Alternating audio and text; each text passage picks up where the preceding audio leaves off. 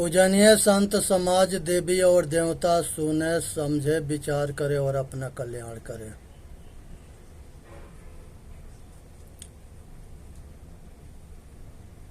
नमो नमो गुरुदेव जो साधु स्वरूपी देव, आदि अंत गुण काल के जान निहारो भेव। साहेब बंदगी साहेब बंदगी साहेब बंदगी।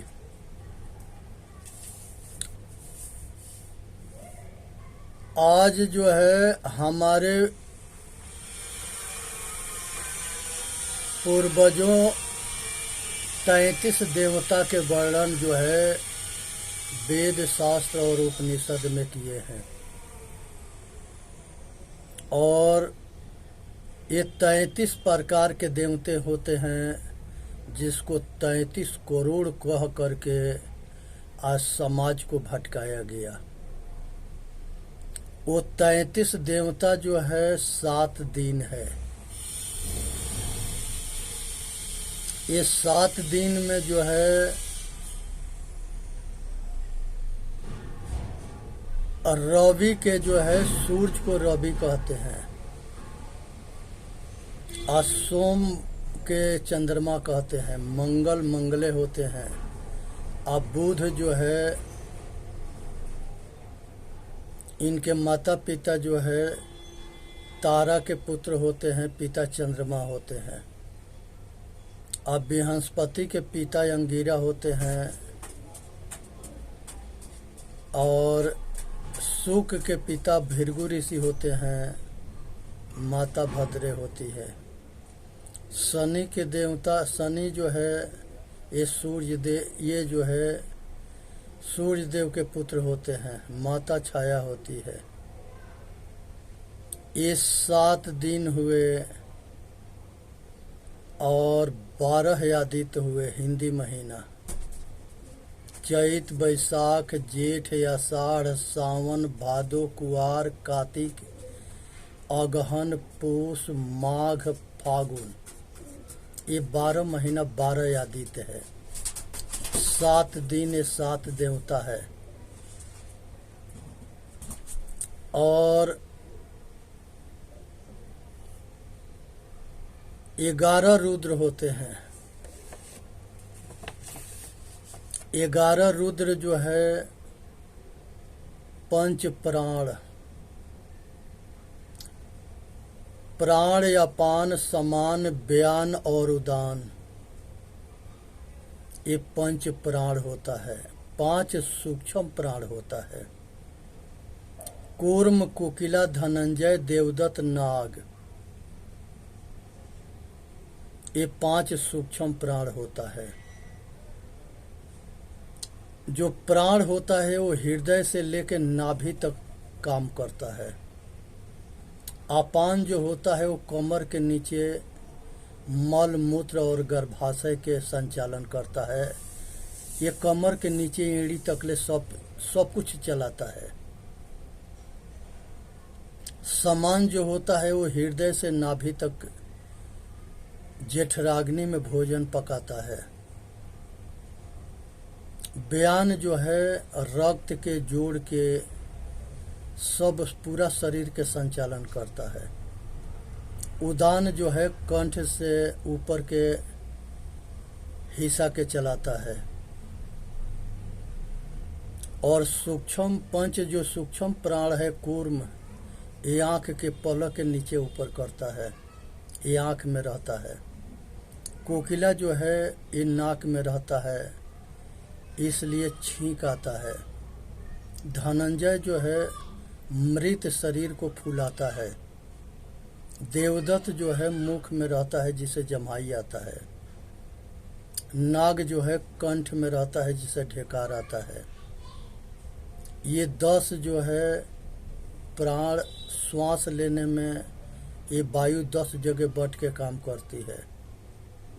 हमारे ऋषियों ने इसके अलगाव अलग अलग हिस्सा में काम के अनुभव किया, लेकिन ये श्वास जो है ये 10 जगह बैठ के शरीर में काम करती है, तो इसलिए इसके 10 नाम से जाना जाता है।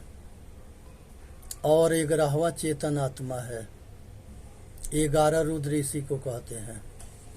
तो 7 दिन हो गया, 11 रुद्र हो गया। वो 8 वसु के नाम से जाने जाते हैं। 8 वसु, 11 रुद्र, 12 आदित्य, ये सब जो है 30 होते हैं। और प्रजापति या इंद्र, ये सब 32 होते हैं। और 33वां जो है चेतन आत्मा है, यही 33 देवता है। 33 प्रकार के देवता है, सब शरीर में काम करते हैं। और दूसरे तरह से जो समझाया गया है 33 देव के वर्णन, हमारे पूर्वजों ने दूसरे तरह से भी किए हैं। वो 5 महाभूत है, पृथ्वी है, जल है, अग्नि है, वायु है और आकाश है। 5 ज्ञान इंद्रिय है, आँख, कान, नाक, जीभ और त्वचा। 5 प्राण है, प्राण, अपान, समान, व्यान और उदान। 5 जो है कर्म इंद्रिय है, हाथ, पैर, मुख, लिंग, उपस्थ। 5 कोश है, अन्नमय, प्राणमय, मनोमय, विज्ञानमय, आनंदमय। ये 5 कोश है। और 5 विषय है, शब्द, स्पर्श, रूप, रस, गंध। ये सब मिलकर के 30 होते हैं। एक इंद्र होता है जो अपने इंद्रियों के अपने बस में रखता है, उसको इंद्रिय जीत कहते हैं। वो जो है आकाश में एक इंद्र होता है जो नचाता है, बजाता है। यहाँ इंद्र जो है, जो बिजली आकाश में कड़कती है, चमकती है, गिरती है, इसको इंद्र कहा गया है। और दूसरा यह प्रजापति जो है, जो प्रजा के पालन करता है। ये सब मिलकर के 33 होते हैं, 32 होते हैं। 33वां चेतन आत्मा है। ये 2 तरह से जो है हमारे शरीर के अंदर 33 देवता के वर्णन है। इसको ठीक से समझना है, विचार करना है और अपना कल्याण करना है। ये संसार के अंदर जो है, ये सब शरीर के अंदर काम करते हैं, सब शरीर के अंग हैं। ये 33 देवता शरीर के अंदर कार्यरत है। जब चेतन शरीर में आता है तो सबके लेके चलाना शुरू करता है, जाता है तो ये शरीर मुर्दा होता है, उसके संगे ये 33 जो है शांत हो जाते हैं, कार्य रहित हो जाते हैं। आचरणशील आदमी को देवी देवता कहते हैं, आचरणहीन आदमी के दानव राक्षस कहते हैं। ये विचार करने की विषय है। भगवान राम की कहानी है कि एक पंडित थे। वो पंडित जो है एक शूद्र के तपस्या करते देख लिए। अब उनको अंदर जलन हुआ तो वो विचार करने लगे कि इस शूद्र के कैसे जो है ये तप से हटाएं। तो उन्होंने एक नाटक किया, अपने लड़के के बेहोश होने के एक दवा खिला दिए, जिससे वो लड़का बेहोश हो गया। भगवान राम को लगे आके कहे कि आपके राज्य में शूद्र जो है तप कर रहा है, इसलिए हमारा लड़का मर गया। राम जो है धनुष बाण लेके गए और देखते हैं कि वो सही पता लगा, वहाँ जा कर के देखे कि वो तप कर रहा है। उससे बात किए और उसके ये पंडित कह दिया था कि अगर आप उसको मार दोगे तो हमारा लड़का जी जाएगा। तो वो मार देते हैं, इनका लड़का जी जाता है। ये इस तरह के जो है पाखंड महापुरुषों के नाम पर ही चलाए हैं। भगवान राम जो है उनकी छवि खराब किया गया है। भगवान इतने अज्ञानी नहीं थे, वो वशिष्ठ ऋषि के आश्रम में पढ़े हुए थे। ये कहानी मिलावटबाजी है भगवान राम के छवि खराब करने के लिए। किसी के यहाँ जो है पंडित से हम पूछते हैं कि वेद व्यास धिवरी के पुत्र थे, ब्रह्म ऋषि थे। वाल्मीकि रत्नाकर डाकू थे, वो भी शूद्र थे, छोटे थे।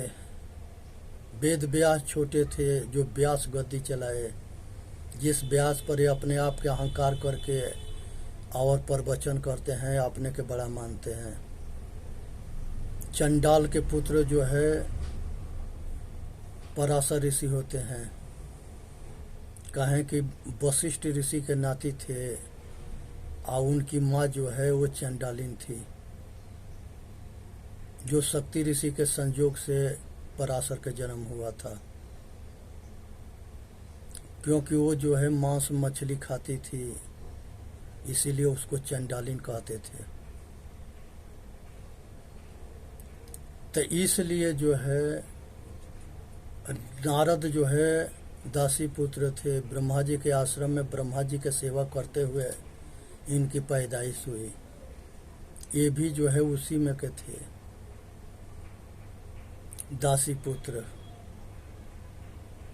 जबाली के पुत्र जो है जबाल, सत्यकाम जबाल, गौतम ऋषि के आश्रम में पढ़ने जाते हैं। गौतम ऋषि पूछते हैं कि तुम्हारा गोत्र और तुम्हारा वंशज क्या है। वो अपने यहाँ के माँ से पूछते हैं, जबाल, सत्यकाम जबाल। उनकी माँ कहती है कि हम अनेक ऋषि के सेवा करते हुए तुम्हारे के पाए हैं। सत्यकाम जा करके गौतम ऋषि से कहते हैं कि हमारी माता जो है अनेक ऋषियों के सेवा करते हुए हमको पाई है। गौतम ऋषि कहे कि बेटा जो सत्य बोलता है वो ब्राह्मण है, तुम्हारे के हम विद्या देंगे, और ब्रह्म ज्ञान के उपदेश दिए हैं। गौतम ऋषि बहुत अच्छे ऋषि थे। उनको भी षड्यंत्र के द्वारा गौ हत्या के चक्कर में उनको फंसाया गया और गौ हत्या के प्रायश्चित भी गौतम ऋषि को करना पड़ा। तो ये जो है सभी महापुरुषों के समय में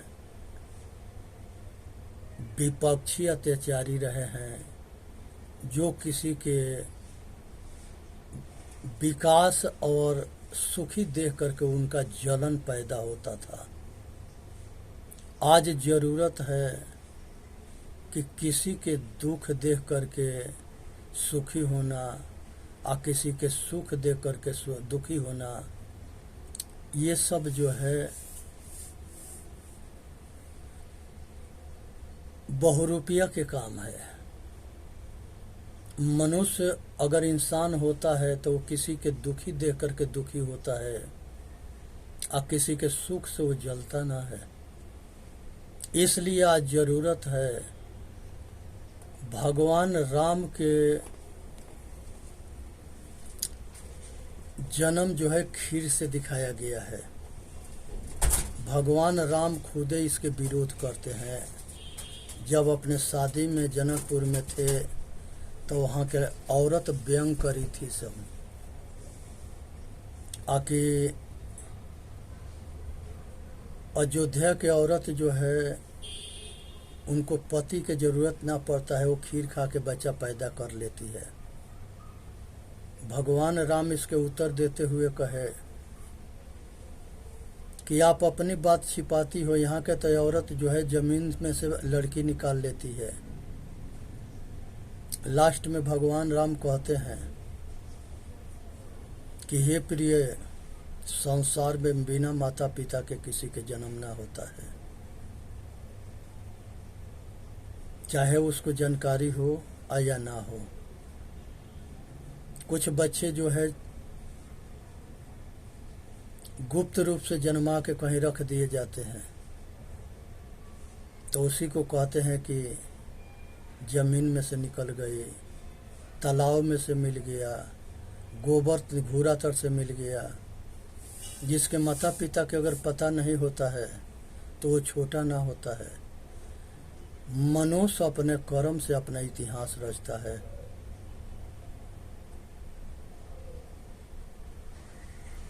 इसलिए जो है ये संसार में अज्ञानियों के कमी ना है।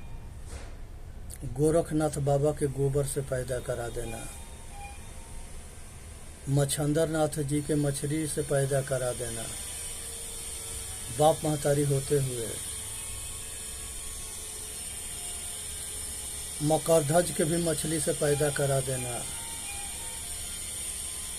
इस तरह से जो है ये मूर्ख बना। हमारे ये देश गुलाम था।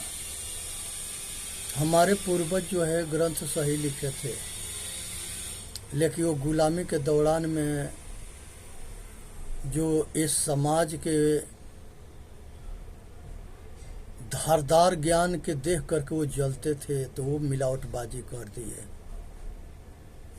आज जरूरत है हम लोग अपने पूर्वजों के छवि के खराब ना करनी है, ना किसी के कहने से आपस में लड़ना है। अपने बुद्धि विवेक से विचार करके और सत्य के अपना लेनी है और असत्य के छोड़ देनी है। बुद्ध भगवान कहते हैं कि हे भाई, अगर मनुष्य किसी ने कहा है या कहीं लिखा है, उस बात के तब तक ले मत मानना जब तक ले अपने विचार की कसौटी पर वो खारा ना उतरे। जैसे राजा सौगर के 60,000 पुत्र पैदा हो गए।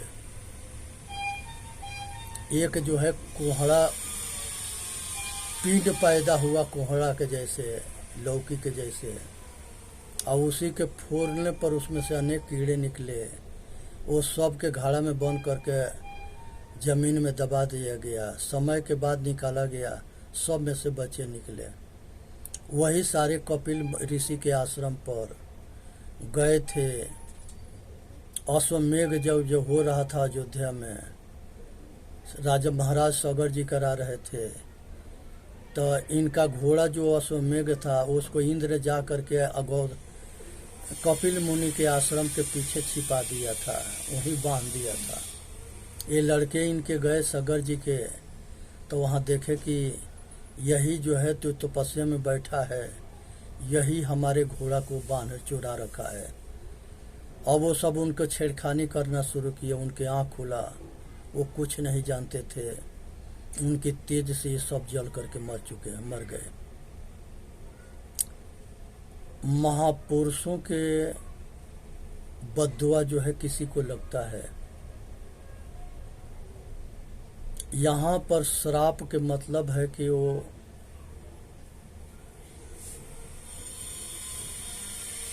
सब जो है उनका पतन हो जाना, बर्बाद हो जाना, मिट जाना।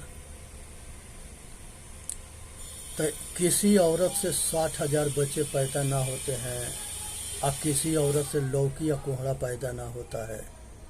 ये मूर्ख बनाया गया है। इसमें ऐसे जो है बात को नहीं माननी है।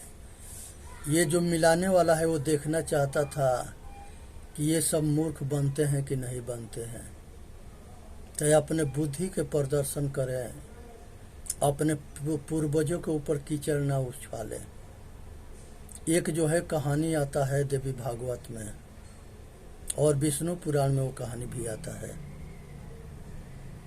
एक समय जो है पृथ्वी के हिरण्याक्ष जो है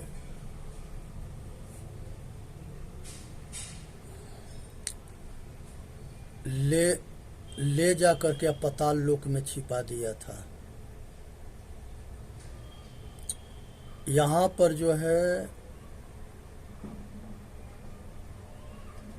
प्रजापति दक्ष के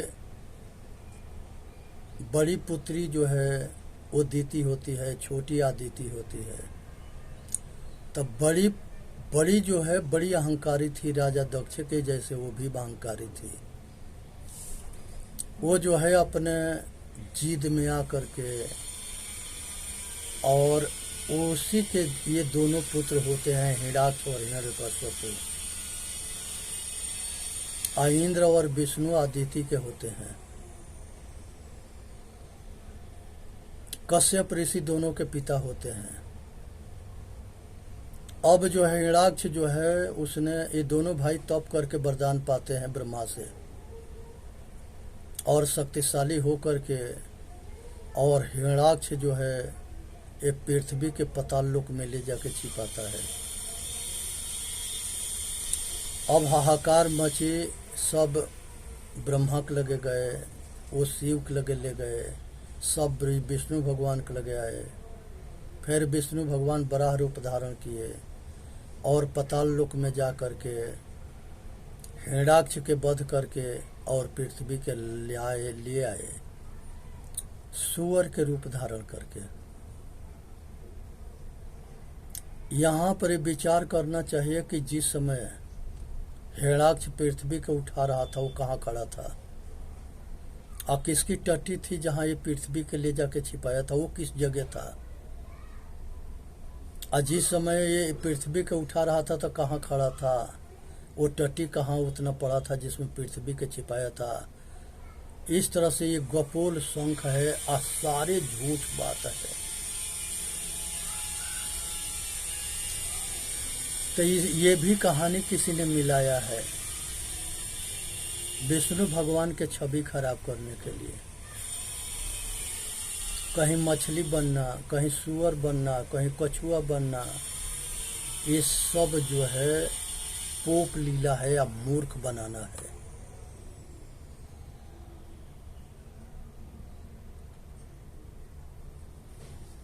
इसलिए भ्रम में ना पड़े, और ये पाखंड में ना पड़नी है। चेतन जीव दुख मुक्त चैनल पा के अपना कल्याण करे, वीडियो के लाइक करे, सब्सक्राइब करे। बोलिए सतगुरुदेव की जय। साहेब बंदगी, साहेब बंदगी, साहेब बंदगी।